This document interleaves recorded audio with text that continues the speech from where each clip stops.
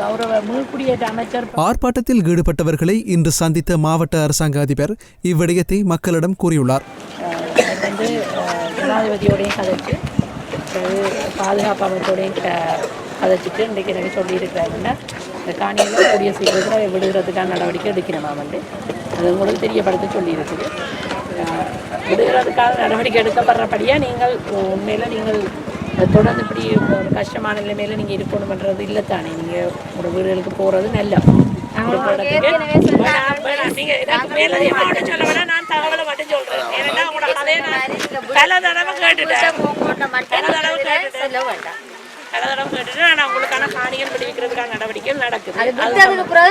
சரி, நான் அதை சொல்ல வேண்டிய தகவல் சொல்ல வேண்டிய தேவை இருக்குது. அதை நான் சொல்லியிருக்கிறேன். அவ்வளோதான். நீங்கள் தொடர்ந்து இப்படி இருந்து கஷ்டப்படக்கூடாதுன்றதுக்காக தான் நாங்கள் வந்து சொல்கிறோம். இதில் கஷ்டத்தை உணர்ந்தவே வந்து ஆதரவு கொண்டு கொண்டிருக்கிறீங்களோ அதுக்கு நன்றி.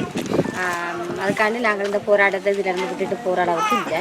காணி விட்டு அதுக்கப்புறம் நாங்கள் காணிக்குள்ளே போயிட்டு எனினும் இவ்வாறான பல வாக்குறுதிகளை நம்பி தாம் ஏமாற்றம் அடைந்ததாக தெரிவித்த மக்கள் தமது காணிக்குள் செல்ல அனுமதிக்கும் வரை போராட்டத்தை கைவிடப் போவதில்லை என உறுதியாக தெரிவித்துள்ளனர்.